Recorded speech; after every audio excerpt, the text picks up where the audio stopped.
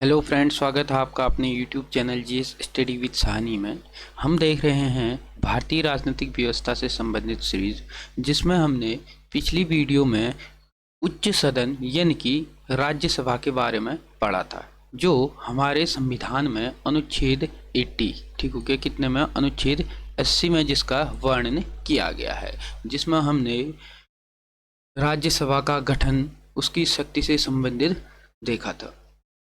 तो आज हम देखेंगे लोकसभा के बारे में। अगर आप लोगों ने पिछली वीडियो नहीं देखी है तो आप प्लेलिस्ट में जा कर के उस वीडियो को देख सकते हैं, और इस चैनल के माध्यम से आपको आने वाले प्रत्येक नई भर्तियों के नोटिफिकेशन से भी आसानी से प्राप्त हो जाते हैं। तो इसके लिए आप वीडियो में बने रहिएगा और चैनल को ज़्यादा से ज़्यादा लोग सब्सक्राइब कीजिएगा। और हमारे एक टेलीग्राम चैनल है जिसका लिंक मैंने डिस्क्रिप्शन पे दिया हुआ है, उसको आप ज्वाइन करके उसमें हर रोज़ रात 10 बजे क्विज दे सकते हैं। कितने? रात 10 बजे, ठीक हो गया, यानी कि 10 बजे पीएम में, जहां पर आपको क्विज कराई जाती है। यह क्विज निःशुल्क रहती है, तो आप हमारा टेलीग्राम चैनल ज्वाइन कर सकते हैं। तो आज हम बात करेंगे लोकसभा के बारे में। लोकसभा हमारे संविधान के अनुच्छेद 81 में जिसका वर्णन किया गया है, ठीक हो गया। तो कितने में? अनुच्छेद 51 में इसका वर्णन किया गया है। तो कभी कभी प्रश्न इसमें पूछ देता है कि संसद जो है, भारतीय संसद जो है, वह संविधान के किस भाग में है। अगर भाग पूछता है तो कितने में है? भाग 5 में इसका वर्णन किया गया है, ठीक हो गया। और संसद को याद करने का सही तरीका क्या होगा, एक ट्रिक हम इसमें बना लेते हैं। क्या? संसद यानी कि सौ, र और ला। सरला अगर आप लोग याद करेंगे, इसमें क्या हो जाएगा? 79 में जो हो जाएगा वह हो जाएगा क्या? संसद। और 80 में जो हो जाएगा वह हो जाएगा क्या? राज्यसभा, रो से राज्यसभा। और 81 में जो हो जाएगा वह हो जाएगा लोकसभा, यानी कि लॉ से हम क्या पढ़ लेंगे? लोकसभा, ठीक हो गया। तो याद करने का तरीका है सरला। कितने में वर्णन है इसका? संसद का वर्णन किया गया है 79 में, राज्यसभा का वर्णन किया गया है 80 में, और लोकसभा का वर्णन किया गया है 81 में। आप इस तरीके से भी इस अनुच्छेदों को क्या कर सकते हैं? याद कर सकते हैं। तो हम अब देखते हैं आगे को। जो लोकसभा है, लोकसभा की संरचना हम इसमें देख लेते हैं, ठीक हो गया। हमारे संविधान में लोकसभा की अधिकतम जो संख्या है, सदस्यों की जो अधिकतम संख्या है, वह कितनी वर्णन की गई थी? 552 निर्धारित की गई थी, ठीक हो गया। वर्तमान में अब यह कितनी रह गई है? 550 ही रह गई है, क्योंकि क्या है कि जो दो राष्ट्रपति, जो दो एंग्लो इंडियन को मनोनीत करता था, अब वह क्या हो गया है? समाप्त हो गया है, ठीक हो गया। दो जो मनोनीत करता था वह क्या हो गया? अब समाप्त हो गया है। अब पूछता है कि यह समाप्त कब से हुआ है, तो यह समाप्त हुआ है कब? 104वां संविधान संशोधन। 104वां संविधान संशोधन कब हुआ था? यह 2019 में, ठीक हो गया। 2019 में 104वां संविधान संशोधन हुआ है, जिसके तहत अब जो राष्ट्रपति एंग्लो इंडियन को मनोनीत करता था, अब वह उसको मनोनीत नहीं करेगा, यानी कि इसको आगे से बढ़ाया नहीं गया है, ठीक हो गया। पहले क्या होता था कि इसको प्रत्येक 10-10 वर्ष के लिए आगे को बढ़ा दिया जाता था, लेकिन 2019 में क्या हुआ है, इसको इस बारे में चर्चा हुई नहीं है, तो इसको अब आगे को बढ़ाया ही नहीं गया है, ठीक हो गया। तो अब ये प्रश्न कभी कभी पूछता है, अब जो अधिनियम है, इसको हटाने का जो अधिनियम है, वो तो 104वां संविधान संशोधन अधिनियम 2019 का है, लेकिन बात कर देता है कभी कभी इसको लागू कब से किया गया है। तो लागू जो किया गया है इसको, वह किया गया है जनवरी 2020 से, ठीक हो गया। जनवरी 2020 से इसको क्या किया गया है? लागू किया गया है। किसको? जो एंग्लो इंडियन हुआ करता था पहले, जो राष्ट्रपति जिसे मनोनीत किया करता था, अब उसे क्या है कि राष्ट्रपति मनोनीत नहीं करेगा। तो अब इसकी जो अधिकतम संख्या है वह कितनी रह गई है? 550, यानी कि 550 से अधिक नहीं हो सकते हैं लोकसभा के सदस्य। जिसमें से जो संख्या रखी गई थी, जो 530 जो आएंगे, वह कहाँ से आएंगे? जो विभिन्न राज्य हैं, यानी कि अभी के टाइम में भारत में कितने राज्य हैं? 28 राज्य हैं, और 8 क्या हैं? केंद्र शासित प्रदेश हैं। तो जो 28 राज्य हैं, 530 तो इन 28 राज्यों से आएंगे, परंतु जो 20 आएंगे वह कहाँ से आएंगे? संघ राज्य क्षेत्र यानी कि केंद्र शासित प्रदेशों से आएंगे। वर्तमान में जो केंद्र शासित प्रदेश हैं वह कितने हैं? 8। ठीक हो गया। इन 8 केंद्र शासित प्रदेशों से कितने लोग आएंगे? 20 लोग आएंगे। और 28 जो राज्य हैं उनसे कुल आएंगे 530। ठीक हो गया। 530 जो सदस्य हैं वह के कहाँ से आएंगे? 28 राज्यों से आएंगे। और जो एंग्लो इंडियन समुदाय से जो आते थे कितने? 2 लोग आते थे। ठीक हो गया। जिनको क्या करता था कि उनकी लोकसभा में सदस्यता न होने के कारण क्या होता था कि जो राष्ट्रपति है वह किसी किन्हीं 2 एंग्लो इंडियनों को क्या कर देता था? लोकसभा में उनको मनोनीत कर देता था। परंतु अब यह क्या हो गया है? हट गया है। ठीक हो गया। अब से आपको जब 2024 में नया लोकसभा चुनाव होंगे उसमें आपको ये एंग्लो इंडियन देखने को नहीं मिलेंगे। ठीक हो गया। अब हम बात करते हैं वर्तमान में लोकसभा सदस्य। ठीक हो गया। वर्तमान में जो लोकसभा सदस्य हैं वह कितने हैं? वर्तमान में हमारे संविधान में जो लोकसभा का जो गठन है, लोकसभा के जो सदस्य हैं उनकी जो संख्या है वर्तमान में वह कितनी है? 545 है। ठीक हो गया। और अधिकतम कितने हो सकते हैं? हमने बात करी है अधिकतम हो सकते हैं 550। ठीक हो गया। अधिकतम 550 हो सकते हैं और वर्तमान में कितने हैं? 545 है। जिसमें से 524 कहाँ से आए हुए हैं? 524 तो आए हैं राज्यों से। ठीक हो गया। राज्यों से कितने आए हैं? 524 आए हैं। और जो 19 हैं 19 आए हैं संघ राज्य क्षेत्र यानी कि केंद्र शासित प्रदेशों से आए हुए हैं। और राज्यों से कितने आ सकते हैं? और आ सकते हैं 6 और आ सकते हैं यानी कि 530 आ सकते हैं। और संघ राज्य क्षेत्रों से और कितने आ सकते हैं? 1 और आ सकता है यानी कि 20 आ सकते हैं। लेकिन वर्तमान में कितने हैं? 19 हैं। और राज्यों से कितने हैं? 524 हैं। ठीक हो गया। तो अभी के टाइम में तो 545 हैं, लेकिन आगे से आपको कितने देखने को मिलेंगे? इसमें 545 ना होकर के कितने रह जाएंगे? अब 543 ही रह जाएंगे, क्योंकि 2 जो एंग्लो इंडियन हैं उनका जो समुदाय से जो लोग आते थे एंग्लो इंडियन समुदाय से, वो क्या हो गए हैं? अब हट गए हैं। ठीक हो गया। तो इसको आप समझ चुके होंगे। अब हम बात करते हैं कि जो राज्यों से जो प्रतिनिधित्व जो करते हैं कौन? सदस्य। ठीक हो गया। यानी कि जो लोकसभा के सदस्य जो राज्यों से प्रतिनिधित्व करते हैं उनका चुनाव कैसे होता है, यानी कि कौन लोग उनको चुन करके भेजते हैं। तो अब इसमें हम बात करते हैं कि लोकसभा में राज्यों के प्रतिनिधि राज्यों के विभिन्न निर्वाचन क्षेत्र के लोगों द्वारा प्रत्यक्ष रूप से निर्वाचित होते हैं। यानी कि उनको प्रत्यक्ष रूप से जनता क्या करती है? इन सदस्यों को प्रत्यक्ष रूप से अपना क्या करती है? वोट देती है। परंतु हमने राज्यसभा में पढ़ा था कि जो उनका चुनाव होता है राज्यसभा सदस्यों का, उनका चुनाव प्रत्यक्ष रूप से न होकर के क्या होता है? अप्रत्यक्ष रूप से होता है। मतलब कि जो हम लोगों ने विधानसभा में जो विधायक हमने चुने हुए हैं उन विधानसभा यानी कि जिस राज्य से जो राज्यसभा सदस्य होंगे उस राज्य के क्या करते थे? जो विधायक होते थे यानी कि जो विधानसभा के सदस्य होते थे वह उनको क्या करते थे? निर्वाचित करते थे। कैसे? एकल संक्रमणी मत प्रणाली के आधार पर।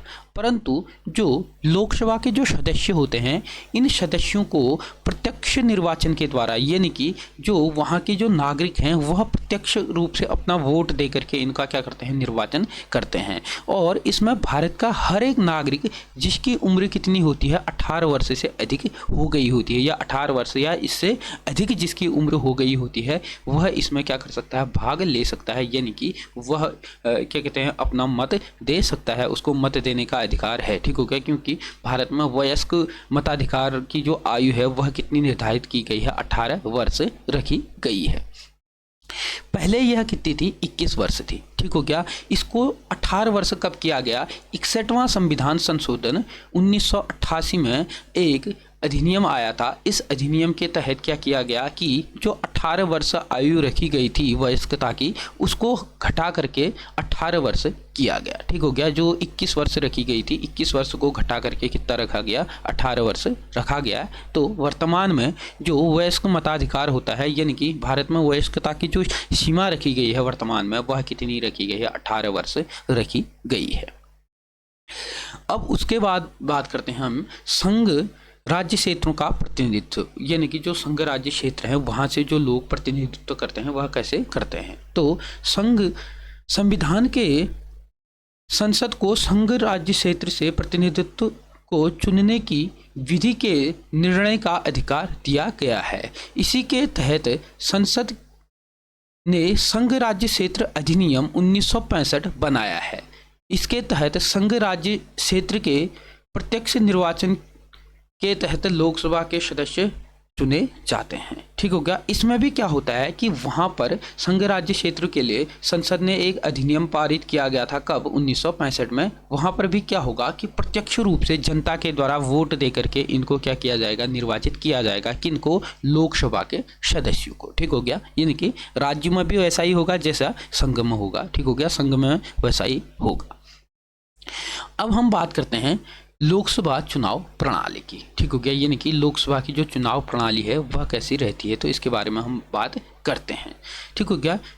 प्रादेशिक निर्वाचन क्षेत्र। ठीक हो गया। प्रादेशिक जो निर्वाचन क्षेत्र है, जो चुनाव प्रणाली है, वह किस किस आधार पे जो सीटों का बंटवारा किया जाता है, वह कैसे आधार पे या किस आधार पे किया जाता है, उसको हम इसमें समझते हैं। लोकसभा के लिए प्रत्यक्ष निर्वाचन कराने के लिए सभी राज्यों को प्रादेशिक निर्वाचन क्षेत्र में विभाजित किया गया है। इस संबंध में संविधान ने 2 उपबंध बनाए हैं। ठीक हो गया। यानी कि अलग अलग के आधार पर यहाँ पर सीटें बंटवारा की गई है। यानी कि सीटों का बंटवारा किया गया है कि किस किस क्षेत्र से कितने कितने सदस्य लोकसभा में जाएंगे। ठीक हो गया। वह कैसे कैसे होंगे, इसके लिए 2 उपबंध बनाए हुए हैं। क्या क्या है देखते हैं। पहला तो है कि लोकसभा में सीटों का बंटवारा प्रत्येक राज्य को एक रीति से की जाएगी। ठीक हो गया। एक रीति के आधार पर की जाएगी। स्थानों की संख्या उस राज्य की जनसंख्या का अनुपात सभी राज्यों के लिए यथासाध्य एक ही होगा। यानी कि जनसंख्या के आधार पर। ठीक हो गया।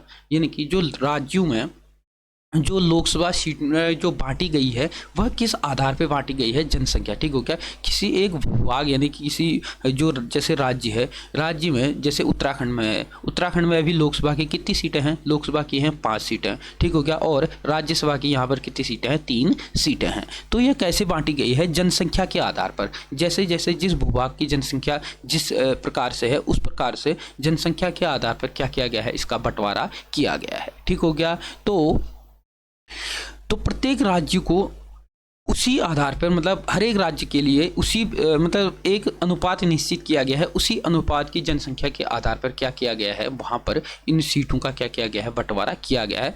परंतु यह उपबंध उन राज्यों के लिए लागू नहीं होता है जिन राज्यों की जनसंख्या कितनी है? 60 लाख से कम है। ठीक हो क्या। जो यह उपबंध बनाया हुआ है जनसंख्या के आधार पर सीटों का बंटवारा जो उपबंध बनाया हुआ है, यह उन राज्यों के लिए लागू नहीं होता है जो छोटे राज्य हैं। छोटे राज्य मतलब जिनकी संख्या 60 लाख से कम है, इनके लिए यह लागू नहीं होती है। और दूसरा जो उपबंध बनाया हुआ है कि प्रत्येक राज्य को प्रादेशिक निर्वाचन क्षेत्र में ऐसी रीति से विभाजित किया जाएगा कि प्रत्येक निर्वाचन क्षेत्र को जनसंख्या का उनको आवंटित स्थानों की संख्या के अनुपात समस्त राज्य में यथासाध्य एक ही होगा। यानी कि जो उनकी जनसंख्या होगी, जनसंख्या के आधार पर जो सीटों का जो बंटवारा किया गया होगा, उसका जो अनुपात रहेगा वह सभी राज्यों के लिए क्या होगा? समान रहेगा। परंतु किसके लिए नहीं रहेगा यह समान? जिसकी जनसंख्या 60 लाख से कम है। अब हम बात करते हैं कि परिसीमन जो आयोग है, परिसीमन आयोग के आधार पर ही क्या किया जाता है? इसका बंटवारा किया जाता है। यानी कि जैसे जनसंख्या होता है ना, कभी कभी किसी भूभाग की जनसंख्या कम हो जाती है तो किसी की बढ़ जाती है, तो उस आधार पे क्या होता है? जिसकी जनसंख्या बढ़ जाती है तो उसमें सीटों को भी बढ़ा दिया जाता है। जिसकी कम हो जाती है तो उसका क्या किया जाता है? किसी दूसरी सीट के साथ क्या किया जाता है? मर्ज उसको किया जाता है। तो देखते हैं हम, प्रत्येक जनगणना के पश्चात पुनः समायोजन किया जाता है। ठीक हो क्या। यानी कि जैसे अगर किसी का बढ़ गया तो उसको बढ़ा दिया जाता है, अगर किसी को घट गया तो उसको क्या किया जाता है? दूसरे सीट के साथ उसका क्या किया जाता है? समायोजन किया जाता है। तो प्रत्येक जनगणना की समाप्ति पर पुनः समायोजन किया जाता है। मतलब जब भी जनगणनाएं होती हैं, जनगणना के बाद क्या होता है कि पता चलता है कि किस किस जो लोकसभा सीट है उसमें जो जनसंख्या है वह किस किस में बढ़ चुकी है, किस किस में घट गई है। तो उस आधार पर क्या किया जाता है? समायोजन किया जाता है। राज्यों को लोकसभा में स्थानों का बंटवारा और प्रत्येक राज्य का प्रादेशिक निर्वाचन क्षेत्र में विभाजन किया जाता है। ठीक हो क्या। यानी कि इनका या तो बंटवारा किया जाता है या इसका क्या किया जाता है? विभाजन किया जाता है। मतलब निर्वाचन क्षेत्र में इनका विभाजन किया जाता है।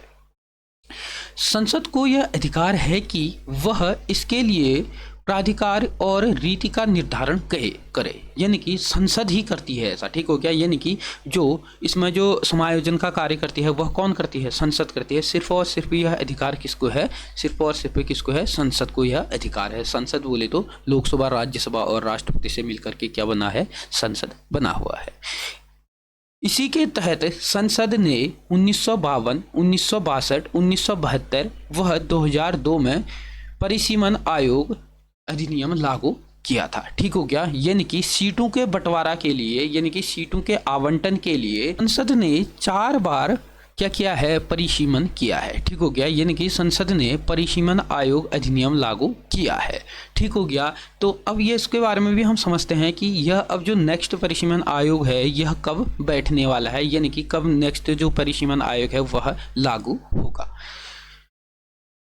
तो 42वें संविधान संशोधन अधिनियम 1976, ठीक हो गया, जिसको हम किस नाम से भी जानते हैं? मिनी कॉन्स्टिट्यूशन के नाम से भी जानते हैं। 42वां संविधान संशोधन 1976 को मैं राज्यों को लोकसभा में स्थानों होगा यहाँ पे, ठीक हो गया, स्थानों का बंटवारा और प्रत्येक राज्य के प्रादेशिक निर्वाचन क्षेत्रों में विभाजन को वर्ष 2000 तक स्थिर कर दिया गया, ठीक हो गया। यानी कि वर्ष 2000 तक इसको क्या कर दिया गया था? स्थिर कर दिया गया था। कब? 1976 में 42वां संविधान संशोधन के द्वारा। मतलब कि 2000 तक क्या होगा? अब कोई भी परिसीमन आयोग नहीं बैठेगा करके निर्धारित कर दिया गया कि इतनी जो सीटें हैं यह फिक्स कर दी गई थी, ठीक हो गया। तो 1971 की जनगणना के आधार पर इस प्रतिबंध को 84वां संविधान संशोधन अधिनियम 2001 में अगले 25 वर्ष, यानी कि इसी को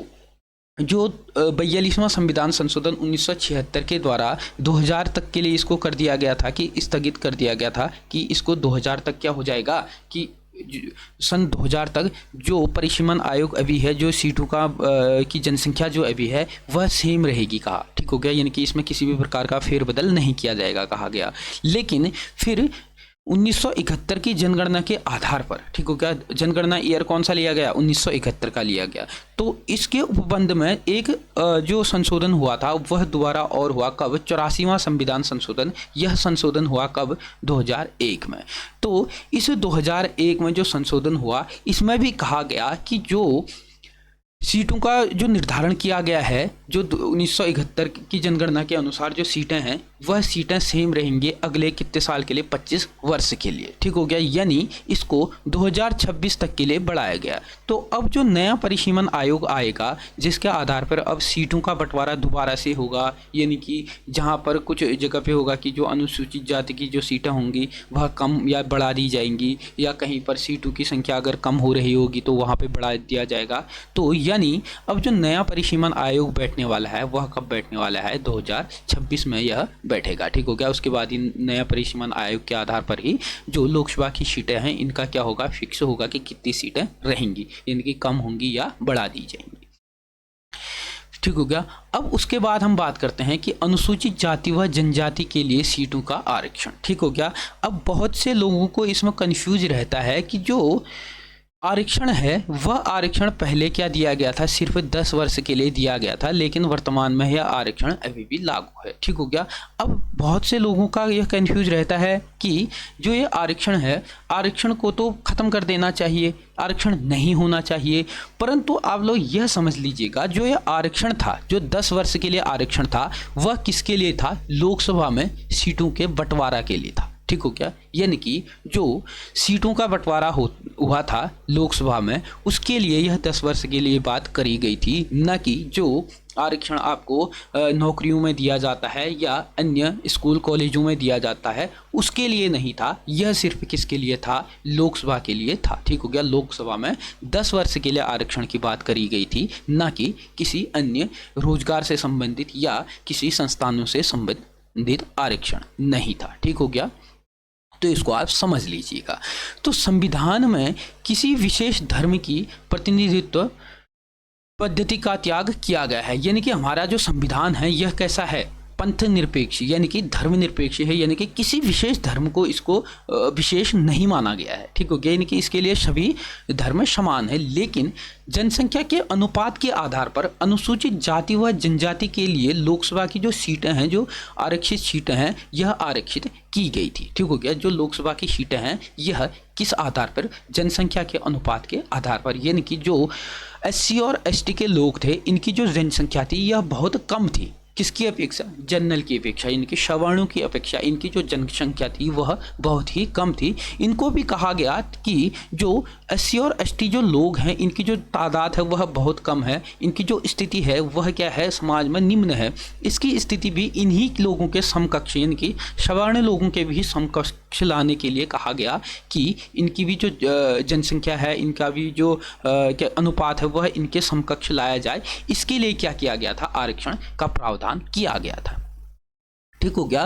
प्रारंभ में यह कितने वर्ष के लिए रखा गया था? कि 10 वर्ष के लिए। ठीक हो गया। तो आप आज से समझ लीजिएगा कि जो आरक्षण की बात करी गई थी 10 वर्ष के लिए, वह सिर्फ और सिर्फ किस में बात करी गई थी?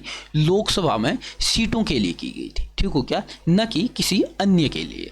तो इसको आप समझ गए होंगे। तो प्रारंभ में यह कहा गया था कि इसको 10 वर्ष के लिए बढ़ा दिया जाएगा, परंतु 1960 तक क्या हुआ था कि उस 1960 के बाद दोबारा से इसको क्या किया गया था? 10 वर्ष के लिए आगे को बढ़ाते रहे थे। ठीक हो गया, आगे को भी यह बढ़ाते गए। उसके बाद 95वां संविधान संशोधन 2009 में हुआ था। इसको अगले 20 वर्ष के लिए फिर और अगले 10 वर्ष के लिए इसको और फिर बढ़ा दिया गया, यानी कि 2020 तक के लिए बढ़ा दिया गया था। लेकिन वर्तमान में 104वां संविधान संशोधन हुआ है, जिसके तहत इसको अगले 10 वर्ष के लिए यानी कि 2030 वर्ष के लिए इसको बढ़ा दिया गया है। ठीक हो गया।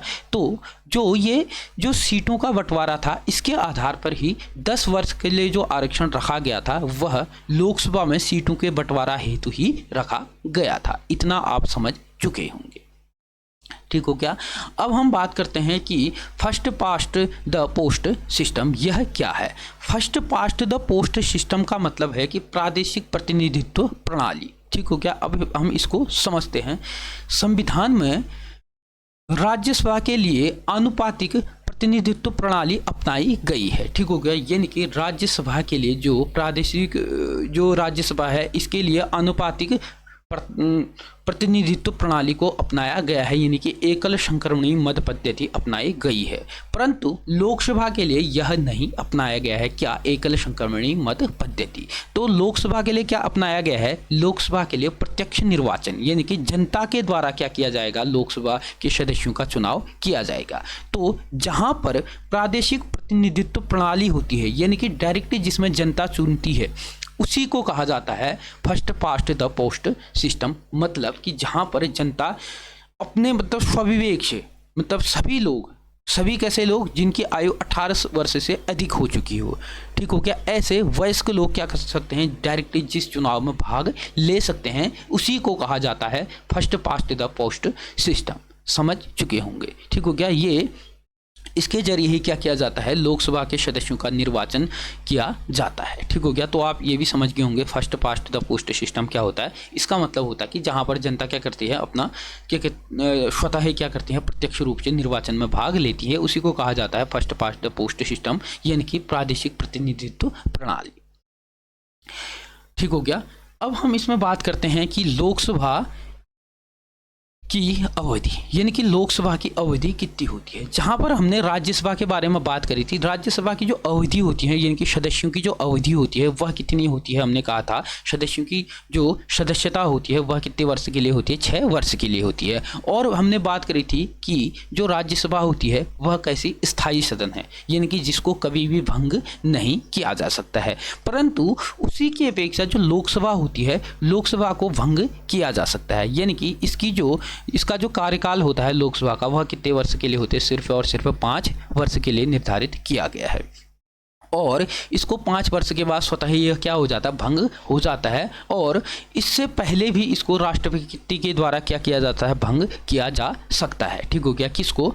लोकसभा को, और इसके खिलाफ कभी भी न्यायालय में चुनौती नहीं दी जा सकती है। किसके खिलाफ? जब इसका विघटन राष्ट्रपति कर देता है 5 वर्ष से पहले अगर इसका विघटन कर देता है तो इसके लिए क्या है कि इसके खिलाफ किसी भी न्यायालय में चुनौती नहीं दी जा सकती, यानी कि न्यायालय में नहीं जा सकते हैं। ठीक हो गया? क्योंकि जब लोकसभा का विघटन अगर राष्ट्रपति करता है तो वह किसके द्वारा क्या कहते हैं निर्देशित होने पे करता है, यानी कि प्रधानमंत्री और मंत्रिमंडल के निर्देशन पे करता है। या अगर जो सत्ताधारी पार्टी है अगर वह अपना बहुमत सिद्ध नहीं कर पाती है, यानी कि बीच में ही अगर गठबंधन की सरकार है, अब पूर्ण बहुमत में तो ऐसा होगा नहीं, क्योंकि पूर्ण बहुमत में तो कभी भी घटित हो नहीं सकती क्योंकि पूरा उनका बहुमत रहता है। परंतु जब भी क्या कहते हैं गठबंधन की सरकार होती है, अगर किसी पार्टी के द्वारा गठबंधन वापस ले लिया जाता है तो क्या होता है कि वह अपना जो बहुमत है वह लोकसभा में सिद्ध नहीं कर पाते हैं। अगर लोकसभा में सिद्ध नहीं कर पाते हैं तो क्या हो जाता है, फिर राष्ट्रपति के द्वारा उसका विघटन कर लिया जाता है। ठीक हो गया?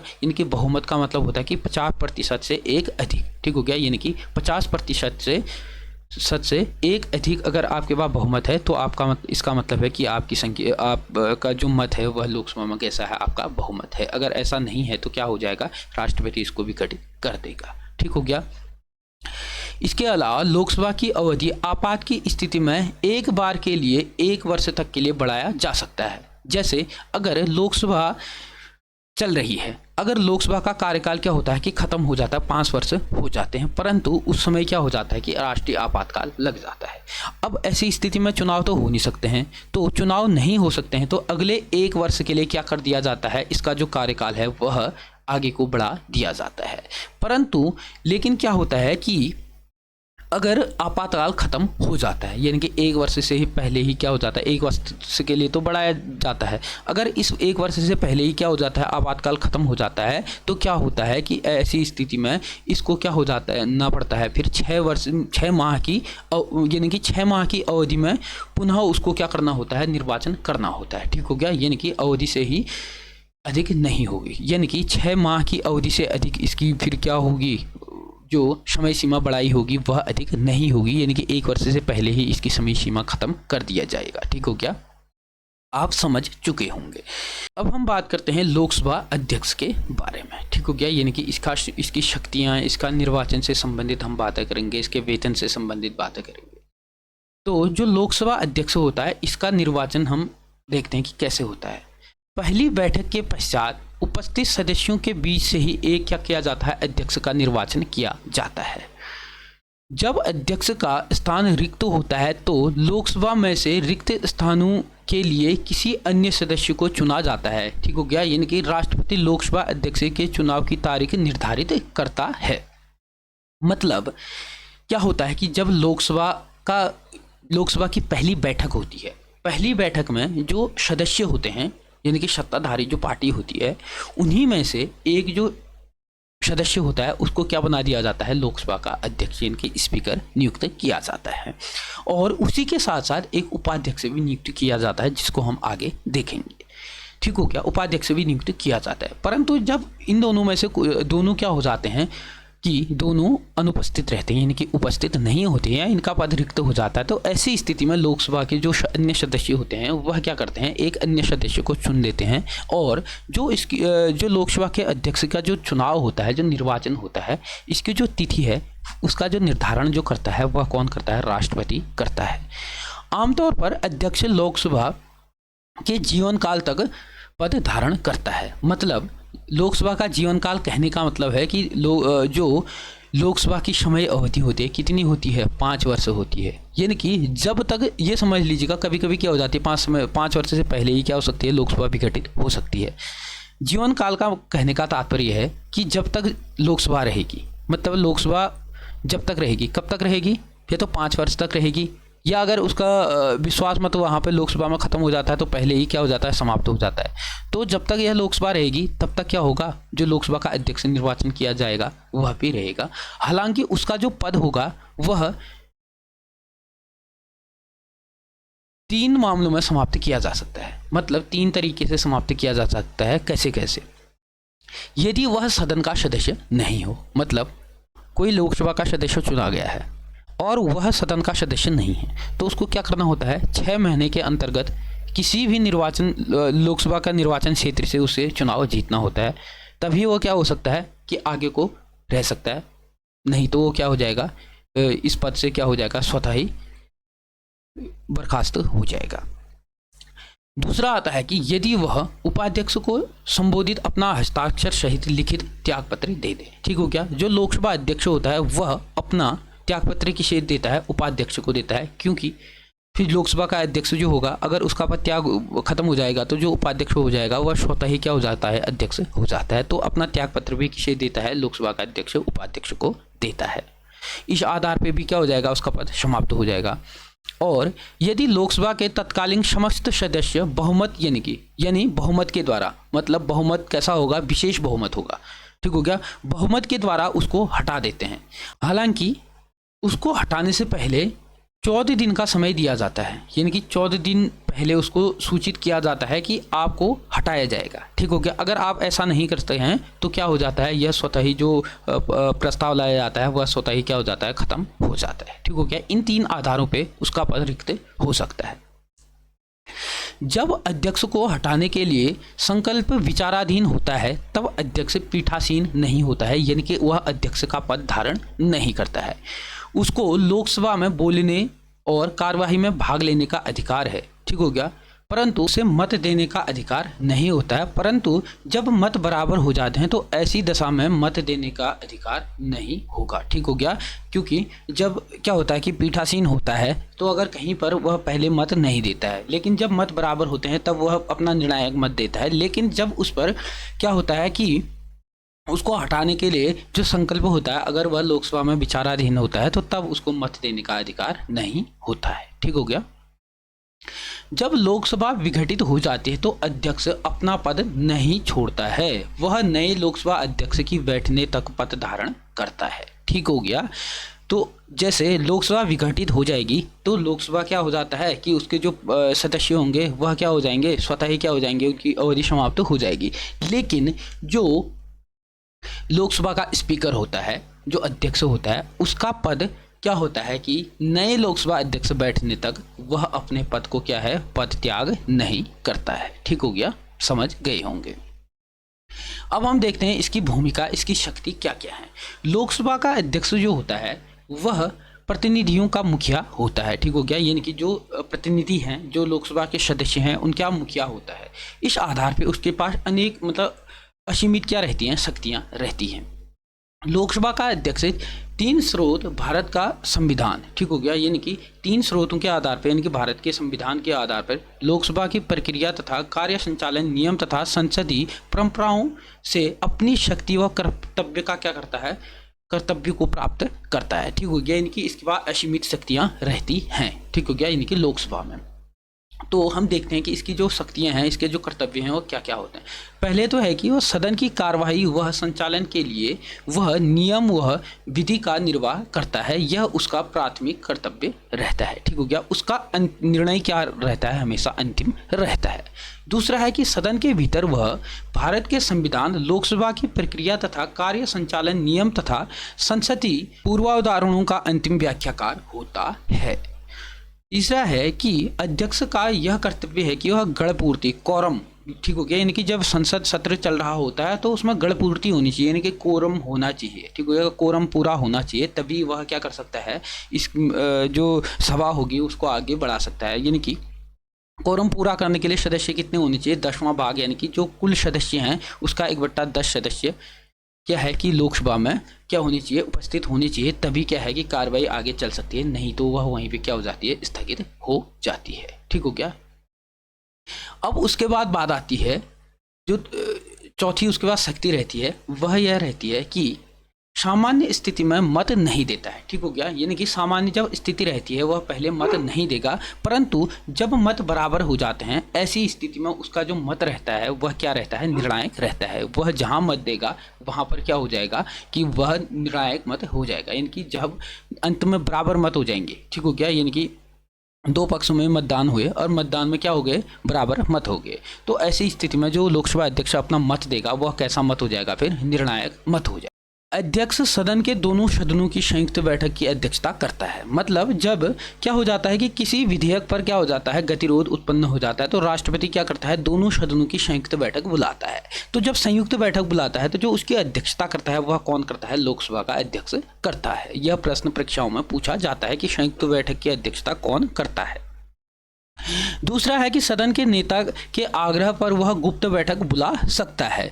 जब गुप्त बैठक वह बुलाता है तब क्या होता है कि कोई भी अध्यक्ष किसी भी वहाँ से उठ करके यानी कि गैलरी में नहीं जा सकता है, उसको अनुमति नहीं होती है। जब बैठक गुप्त होती है तो गुप्त बैठक में किसी को भी जब तक बैठक समाप्त नहीं हो जाती है वहाँ से जाने का अधिकार नहीं होता है।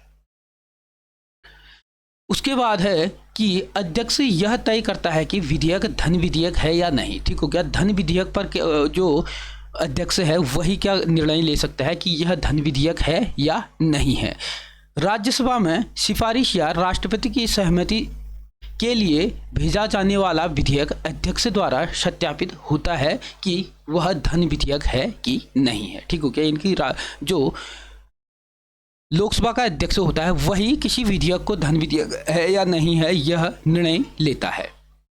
उसके बाद बात आती है कि जो 10वीं अनुसूची है इसके तहत जो दल बदल का जो कानून है इसके आधार पर किसी भी सदस्य को अयोग्य यानी कि निर्हरता का प्रश्न जब उठता है उस पर उसको अयोग्य जो ठहराता है वह सिर्फ और सिर्फ कौन ठहरा सकता है, लोकसभा का अध्यक्ष ही उसको ठहरा सकता है। ठीक हो गया। परंतु इस बारे में न्यायालय में चर्चा की जा सकती है, यानी कि न्यायालय में इसके क्या कहते हैं चुनौती दी जा सकती है इस निर्णय को। किस निर्णय को? जिस पर लोकसभा का अध्यक्ष जो है वह दल बदल के आधार पर किसी को क्या कर देगा, अयोग्य ठहरा देगा।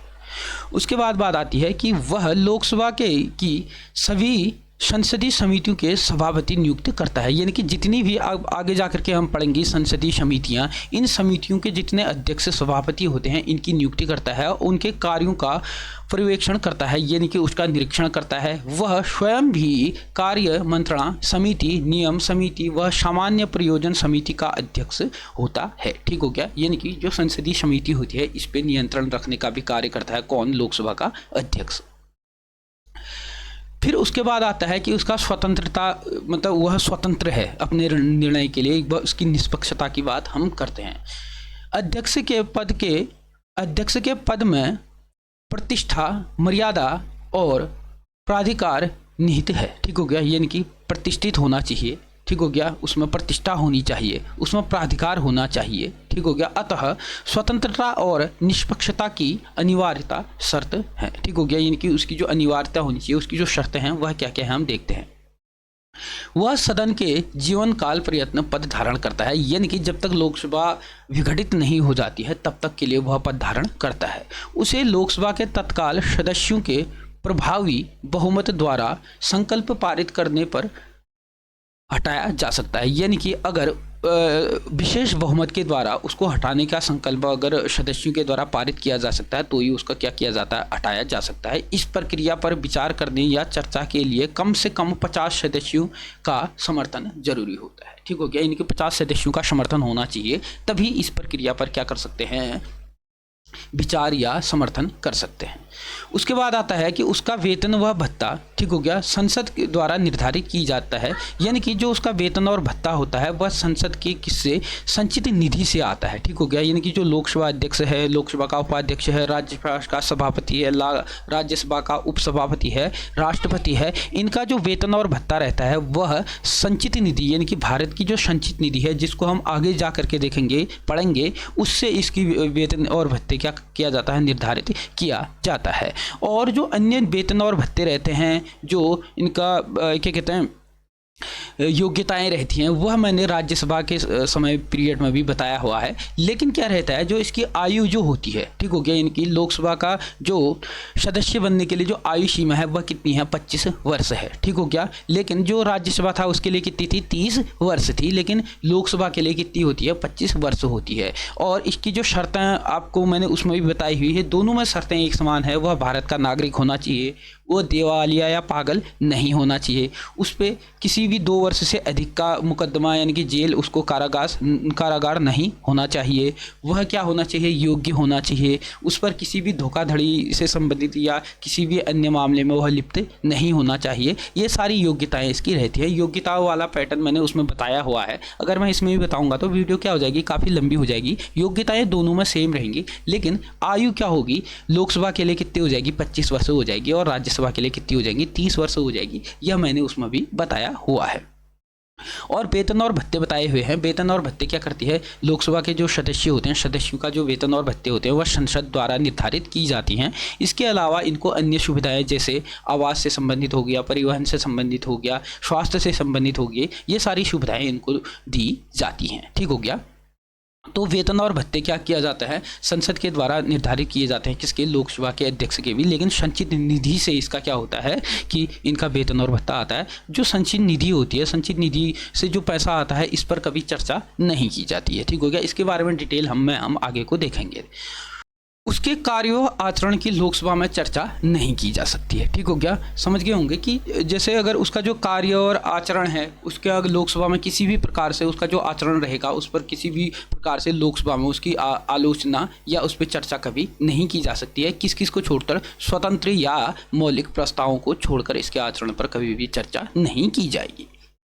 सदन की प्रक्रिया विनियमित करने या व्यवस्था रखने की उसकी शक्ति न्यायालय के अधिकार क्षेत्र से बाहर है। ठीक हो गया। यानी कि सदन की जो भी कार्यवाही होती है, वह कार्यवाही जो है वह न्यायालय की अधिकार क्षेत्र से क्या हो रहती है, हमेशा बाहर रहती है। यानी कि जो सदन में जो भी चर्चा होती है, उस चर्चा पर किसी भी न्यायालय में क्या है कि इसके लिए पटिशन नहीं डाल सकता है, यानी कि किसी भी न्यायालय में उसके लिए चुनौती नहीं दी जा सकती है। ठीक हो गया। अब हम बात करेंगे लोकसभा के उपाध्यक्ष के बारे में। ठीक हो गया। तो लोकसभा का जो उपाध्यक्ष होता है, इसको भी क्या किया जाता है, संसद के द्वारा ही क्या किया जाता है, नियुक्त किया जाता है। और जो लोकसभा का जो उपाध्यक्ष होता है, यह जब लोकसभा का अध्यक्ष क्या रहता है, वो अनुपस्थित रहता है, ऐसी स्थिति में यह क्या करता है, लोकसभा का अध्यक्ष का पद धारण करता है, और इसको सारी की सारी शक्तियां जो है वह लोकसभा की उस टाइम पे लोकसभा अध्यक्ष की प्राप्त हो जाती है। ठीक हो गया। और इसको भी हटाने की जो प्रक्रिया है वह जैसे लोकसभा अध्यक्ष की रहती हैं, सेम इसको भी हटाने के लिए वैसी ही प्रक्रियाएं रहती हैं। जब उपाध्यक्ष लोकसभा का क्या होता है, अध्यक्ष बन जाता है, यानी कि उसका पद खत्म होने पर अध्यक्ष बन जाता है, तो क्या हो जाता है कि जो उसका मत होता है वह अगर बराबर की स्थिति में मत देता है, तो उसका भी मतलब सेम जैसे लोकसभा का अध्यक्ष होता है, सेम शक्तियां उसकी भी रह जाती हैं, यानी कि उसका मत भी क्या हो जाता है, निर्णायक मत होता है। इसको हटाने की जो प्रक्रिया है वह भी सेम लोकसभा अध्यक्ष की तरह ही है। और इसके जो वेतन और भत्ते रहते हैं, वह भी जब वो लोकसभा का अध्यक्ष बन जाता है, वह भी क्या हो जाता है, उसी का प्राप्त उसको होता है। ठीक हो गया। और इसके बाद जो उसकी योग्यताएं हैं, योग्यताएं भी सेम कैसी रहती हैं, लोकसभा अध्यक्ष की तरह ही रहती हैं। परंतु जब लोकसभा अध्यक्ष अपना कार्य कर रहा होता है, उस समय पे जो लोकसभा का उपाध्यक्ष होता है वह क्या होता है, वह सिर्फ एक सामान्य सदस्य की तरह ही होता है। यानी कि जैसे सामान्य सदस्य रहते हैं, उन्हीं की तरह वह भी क्या करता है, वोट देता है, सभा में क्या करता है, भाग लेता है। ठीक हो गया। ये थे उपाध्यक्ष। उसके बाद आता है लोकसभा के सभापतियों की तालिका। ठीक हो गया। लोकसभा के सभापतियों की तालिका यह है कि अध्यक्ष लोकसभा के नियमों के अंतर्गत, ठीक हो गया, यानी कि जो लोकसभा के नियम है उसके अंतर्गत जो लोकसभा का अध्यक्ष होता है वह सदस्यों में से 10 को सभापति तालिका के लिए नामांकित करता है, और इनमें से कोई भी अध्यक्ष या उपाध्यक्ष की अनुपस्थिति में सदन है, जो लोकसभा सदन है, उस सदन की क्या करता है, फिर अध्यक्षता करता है। ठीक हो गया। इसीलिए इसके लिए क्या करता है कि 10 सदस्यों को नियुक्त करता है कि इनमें से क्या होगा कि अगर कभी लोकसभा का अध्यक्ष या उपाध्यक्ष जो है वह क्या अनुपस्थित रहता है, तो ऐसी स्थिति में क्या होगा, फिर ऐसी स्थिति में इनमें से कोई भी एक क्या हो जाता है, वह लोकसभा का जो पीठासीन रहता है वह पीठासीन का पद ग्रहण करता है। ठीक हो गया। आप इसको भी समझ गए। अब हम बात करते हैं सामयिक अध्यक्ष। सामयिक अध्यक्ष वह अध्यक्ष होता है जब क्या होता है कि लोकसभा का जो कार्यकाल होता है वह समाप्त होता है, तो जो लोकसभा का अध्यक्ष होता है उसका कार्यकाल समाप्त नहीं होता है। ठीक हो गया। इसका कार्यकाल समाप्त नहीं होता है, परंतु क्या होता है कि जो क्या कहते हैं, लोकसभा अध्यक्ष होता है वह बना रहता है। ठीक हो गया। इसीलिए राष्ट्रपति क्या करता है कि लोकसभा के एक सदस्य को सामयिक अध्यक्ष नियुक्त करता है। आमतौर पर क्या होता है कि जो लोकसभा होती है उसका जो वरिष्ठ सदस्य होता है इसको ही क्या किया जाता है, सामयिक अध्यक्ष चुना जाता है। ठीक हो गया। राष्ट्रपति खुद ही सामयिक जो अध्यक्ष होता है इसको क्या करता है, शपथ दिलाता है। ठीक हो गया। जो सामयिक जो अध्यक्ष होता है वह जो नई लोकसभा जो बैठती है, नई लोकसभा की जो पहली बैठक होती है उसमें भी क्या करता है, यह अध्यक्षता करता है। और इसमें जो नया अध्यक्ष होता है इनको चुनने के लिए भी यह क्या करता है, अहम भूमिका निभाता है। और पहली जो बैठक होती है, पहली बैठक की जो अध्यक्षता करता है वह सामयिक अध्यक्ष करता है। ठीक हो गया। यह सामयिक अध्यक्ष कौन होता है, जो पिछली सरकार थी उसका रहता है, क्योंकि अब जो पहली बैठक होगी उसमें कौन होगा, नया अध्यक्ष बनेगा। तो इसके नए अध्यक्ष के निर्वाचन में हम क्या भूमिका क्या करता है, अदा करता है, जिसको स्वतः क्या करता है, क्या कहते हैं, शपथ कौन दिलाता है, राष्ट्रपति दिलाता है। और जो ये सामयिक अध्यक्ष होता है वही जो अन्य नए चुने हुए जो सदस्य आते हैं लोकसभा में उनको शपथ दिलाता है। कौन, सामयिक अध्यक्ष जो बना होता है। तो ये हमने लोकसभा के बारे में इस वीडियो में पूरा का पूरा देखा। तो इसमें अगर वेतन से संबंधित और योग्यताओं से संबंधित जो वीडियो है इसमें मैंने बता तो दिया है, लेकिन उसको मैंने डिटेल से राज्यसभा वाले में बता दिया था। तो दोनों के लिए योग्यताएं, आयु सीमाएं, वह आयु में थोड़ा डिफरेंस है, राज्यसभा के लिए 30 वर्ष है और 25 वर्ष लोकसभा के लिए है, यह बता दिया था। परंतु अन्य चीज़ें जो क्या है योग्यताओं से संबंधित है, ठीक हो गया, तो वह सारी चीज़ें क्या है, समान हैं। ठीक हो गया। तो ये पूरी की पूरी वीडियो देखिएगा और अधिक से अधिक लोगों को इसे शेयर कीजिएगा। यहाँ से आगे को हम जैसे इसकी संसदीय समितियाँ हैं, ठीक हो गया, संसद की कार्यवाही है, इससे संबंधित हम नेक्स्ट क्लास में देखेंगे। तो वीडियो से ज़्यादा लोगों को शेयर कीजिएगा और चैनल को सब्सक्राइब कीजिएगा। धन्यवाद।